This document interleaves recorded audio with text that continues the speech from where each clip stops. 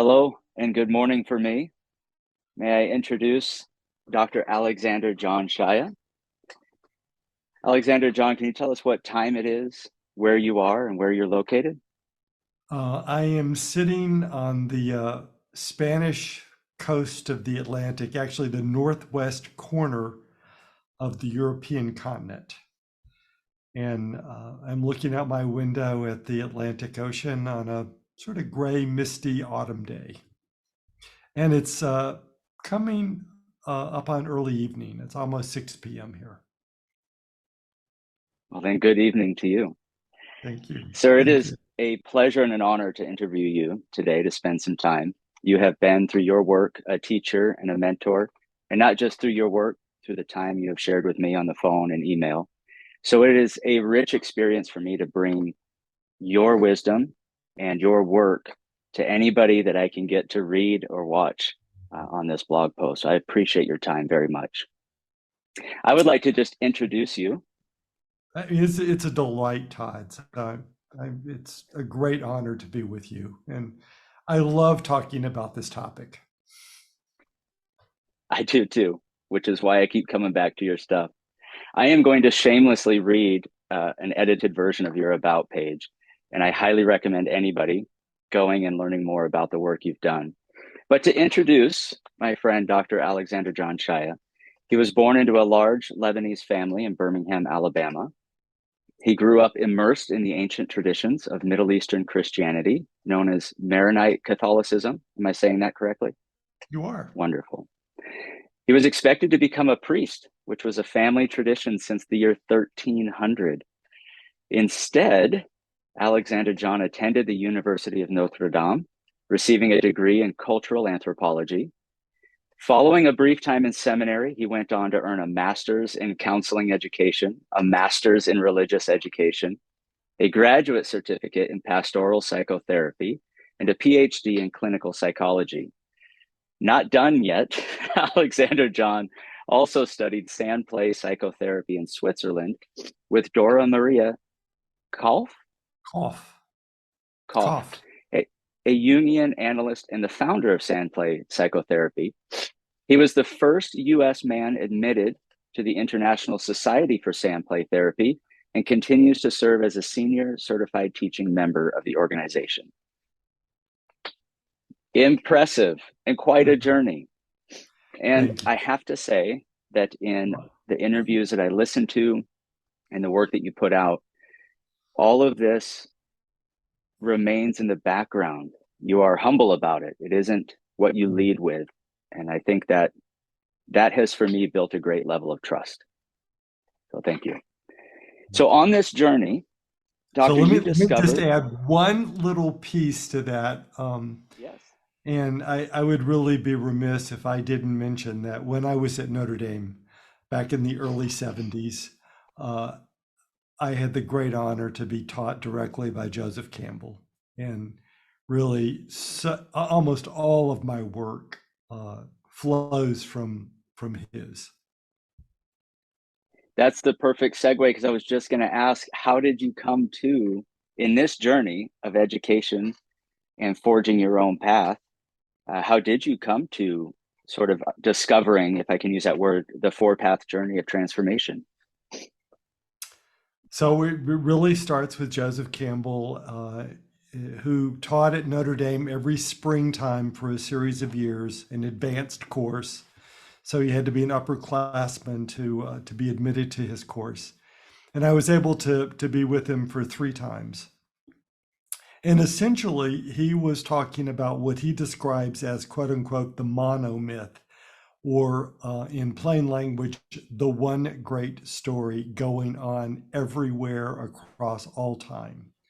And essentially, what he described is that he believed that the story of transformation only happens in one way, but there are a couple of billion scripts.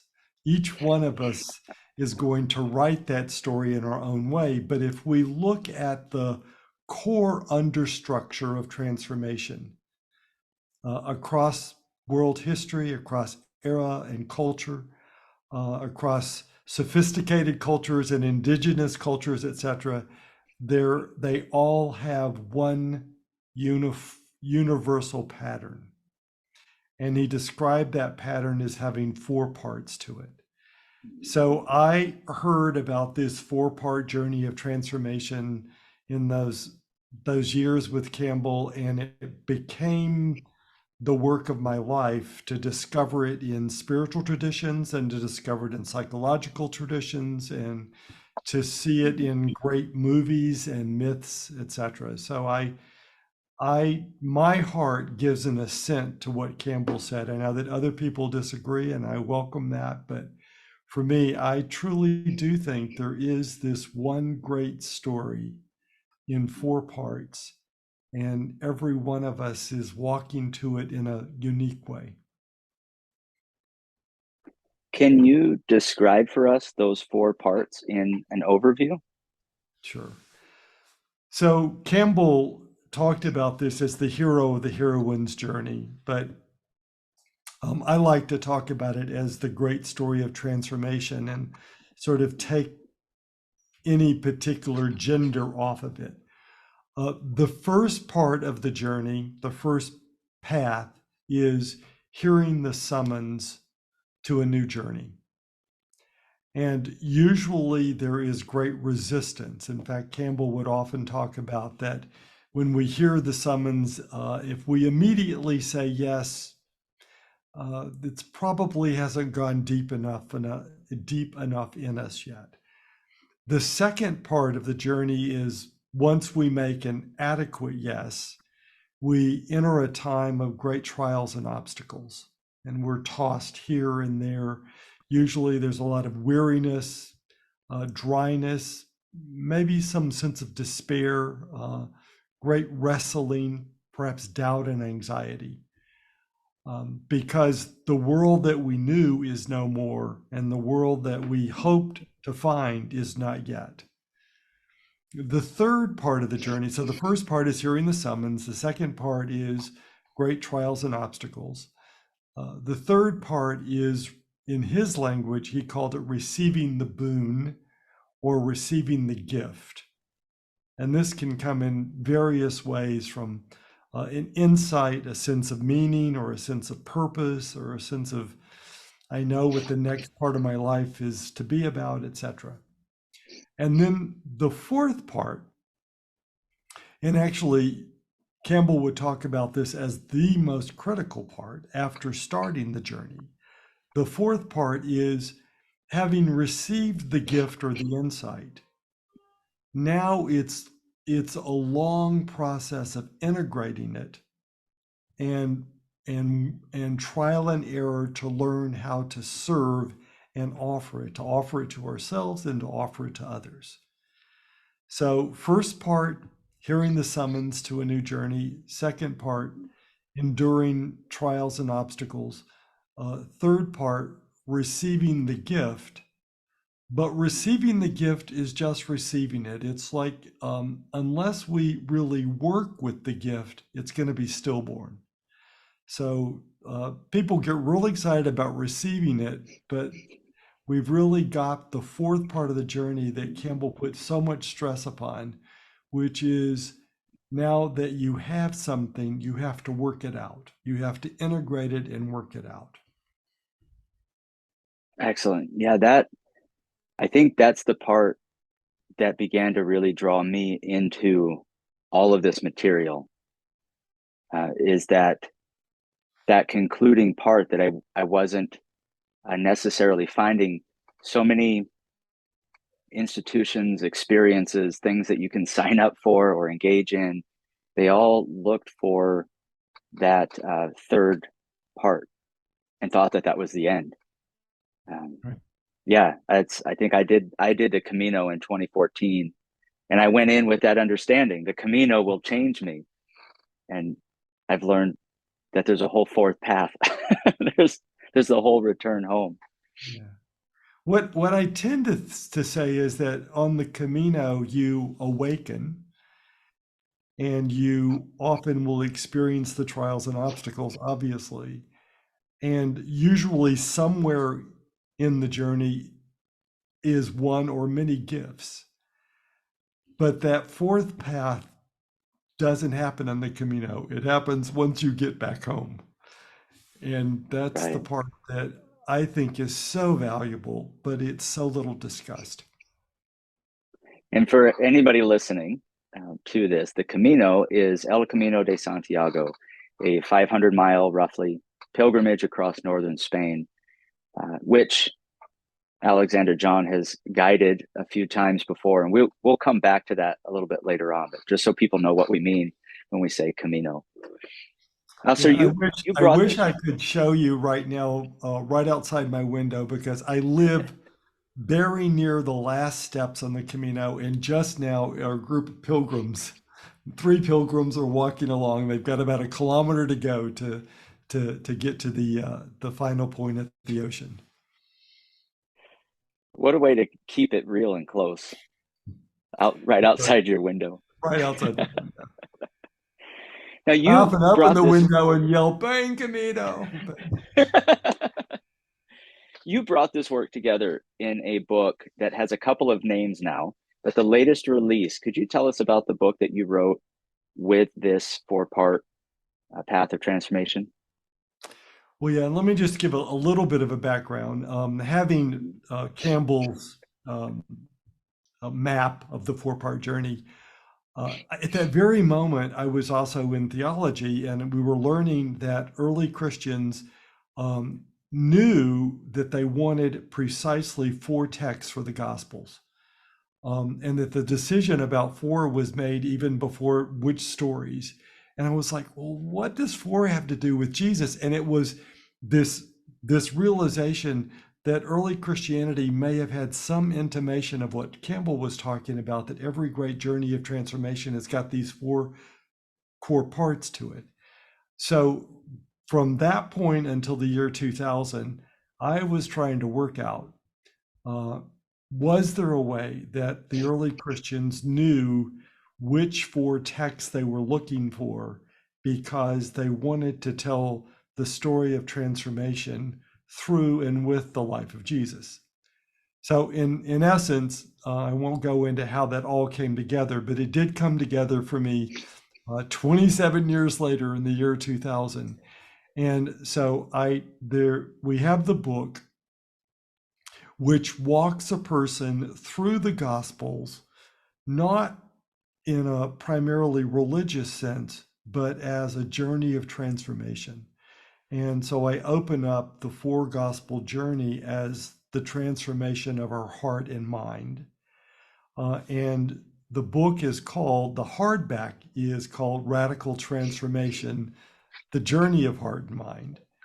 And the paperback in the Kindle version is called Heart and Mind, the radical journey of transformation. So there are three different versions of it. It's exactly the same text: Kindle, paperback, and hardback, although under two different titles. And that was where I found you, other than podcasts, was that book. In your book, you utilize images from each of the Gospels, and pop quiz for myself.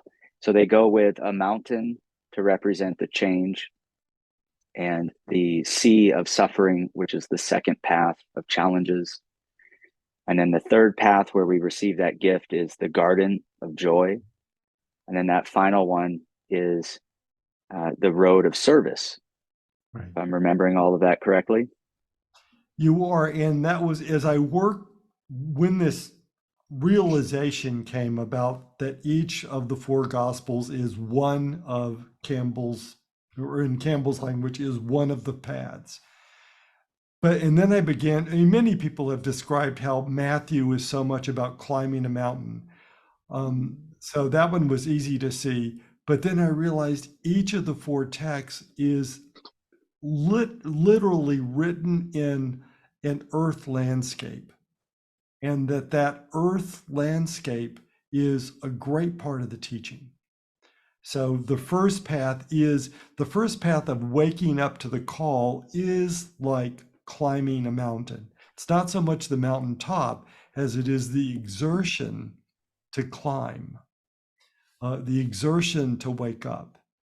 And the second path, the sea, for the Hebrews, the sea was a cemetery. It was a place of tremendous, it was a death experience. And so that that second gospel mark is really it's how we face an ego death, how something in us has to be let go for a greater life of vitality. And then the third gospel in the sequence is John, which in John's text is written as a garden, as an incredibly beautiful, lush garden. And what's also true is that for the Jewish people, all weddings happened in an outer courtyard in a garden. And John talks so much about how two become one, or three become one, or 43 become one. So it's a garden marriage image, which is so much like receiving the boon, because the boon brings a sense of joy and ecstasy, because what has felt fragmented comes together in a vision of wholeness. And then Luke, the fourth gospel, was the hardest landscape for me to realize, and I was just about to give up. And I kept thinking, well, okay, maybe Luke is going to be the gospel that doesn't hold to the realization. And then I realized the landscape in Luke is the road, because when you're in the process of integration and service, there's no end, there's no destination, there's no place, there's just the walking of it. And how are you walking, and who are you walking with? And then I realized there it was in the text, because everything in Luke happens largely with Jesus and the disciples walking on the road. They don't get to stay anywhere in the whole text. It's like there's a little moment somewhere, and then they're back out on the road again. It's so true. When I saw those different symbols, they took me back to the Gospels with a different eye, a different perspective. It was really interesting to be able to reread that story with a certain context that was not just, what I heard in Sunday school growing up, but a message from the authors. Like we're writing Mark around the seas, and they keep crossing the ocean and keep getting caught in storms. And it was it was a neat perspective to come back to the story too.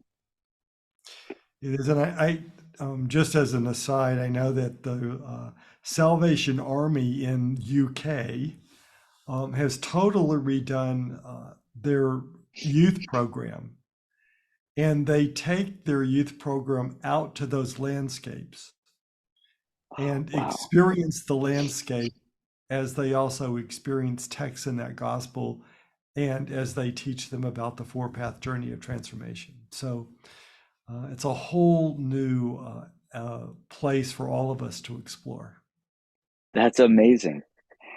I also like the symbols because the journey can be so unique from what I've seen. How somebody experiences their call and the process they go through to answer that call. All the minutia, all the little details are so individual. How did you put it at the beginning? There's one journey and a billion scripts. So the It, symbols it, give us something to hang on to. yeah. I, I know that, I mean, many people pull back from Campbell they because we all want to know that we are unique, and we are. But just like the four seasons, um, each one of us will experience the round of the four seasons quite unique, and yet Mhm. there's a common ground. Yes. You you have, well, I should ask, do you have seasons associated with the paths? That's something I've seen in some other traditions, like the Four Shields or the indigenous North American. How does that lay out for you? Well, for me, the first path is autumn because autumn moves from late summer when the wonderful fruit of the last growing cycle is brought in, and there's the celebration of the harvest. And then immediately you begin to prepare for the new growing cycle, which is to move towards a fallow time. So harvest is that ending of the old season and a moment of rest and preparing for the new. Second path is winter, the time often of some bodily trials. Uh, Spring is the third path, that incredible new blooming that comes out of autumn and winter. But the thing I like to remember about springtime is that all of those incredible flowers on the fruit trees, the flower is not the end of the process. The flower is the next step to get to the fruit that actually will feed us. So then summer becomes that beautiful time of integration and real nourishment. But it's the nourishment that comes from the wheel of the entire journey. So autumn first path, winter second, spring third, summer fourth. Thank you. When I came to your work, I I was working at in a prison. So I was at Idaho State Prison. I was working in the chapel there, and Mm. I continued with your work into wilderness therapy. And what I learned working with men coming out of prison and kids trying to change their life through a rite of passage ritual was that the key to their success to avoid that recidivism where they come back and need it again really lied in the way they were received by their community. Whether they had a gift to bring to their community, which was the whole difference between the quote unquote hero's journey or just an adventure, and then whether that community was there to receive them, to acknowledge the journey that they had been on, the transition that they had made, and the new identity that they carried.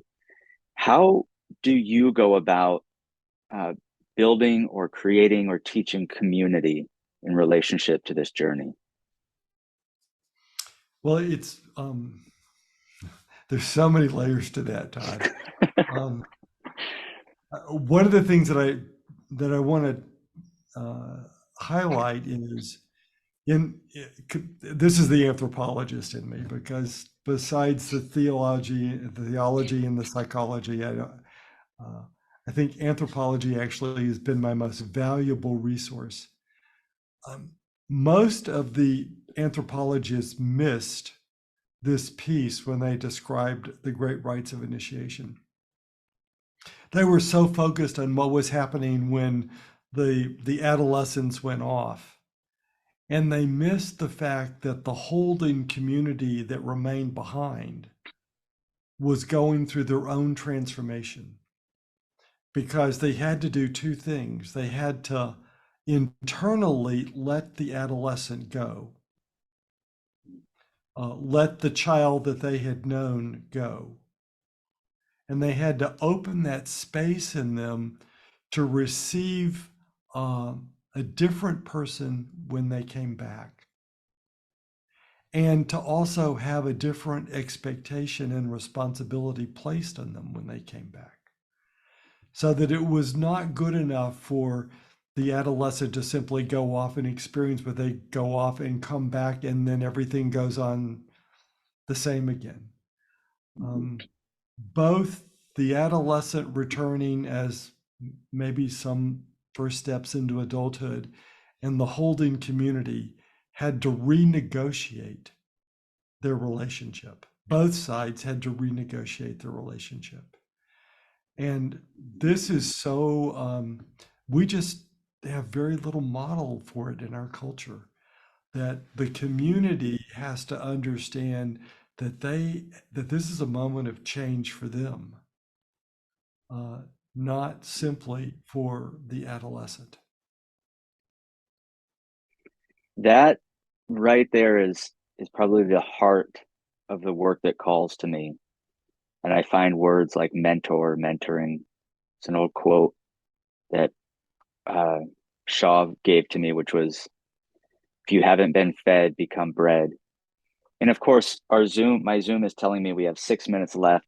And now is the conversation that I really would love to spend 3 hours talking with you about. But I would like to wrap it up with a chance to invite you to share about your work and where we can find you and connect to your work more.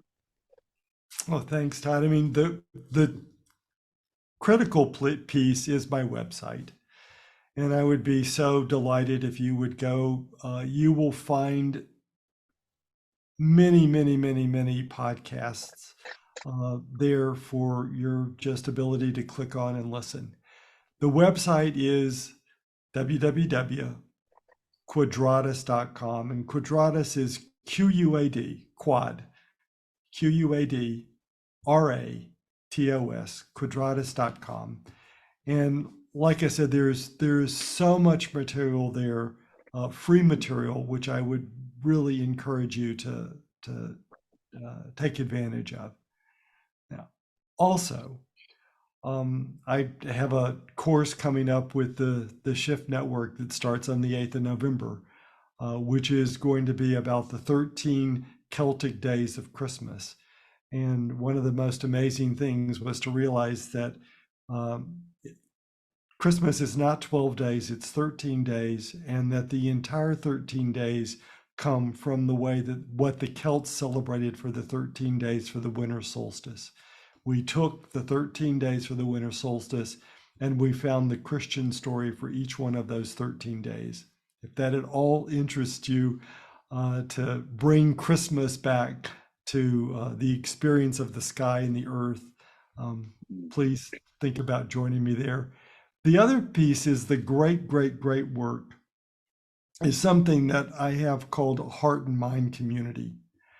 Mm-hmm. And for those who would like to use the Christian gospel as a way to look at and experience the inner journey of the four paths, we form small online communities or in-person communities to make that journey. And this is substantial. It's meeting weekly for about 18 months with with time off, but I would say it's probably about a 13 or 14-month journey made over a year and a half. So all of that is there. And then, of course, there is also the Camino that we offer each autumn. And on the Camino, we teach the four paths and help people reflect on it. And then, especially, we carry them for the year after they finish walking. Mm. I wish I had half an hour to pick your brain on that. Maybe another time. Anytime, Todd. Thank you so much. I hope you have a wonderful evening, and I look forward to sharing this to you when I have it all edited and put together. Thank you. Take care. Welcome home. Thank you. You too. Bye bye. Ciao.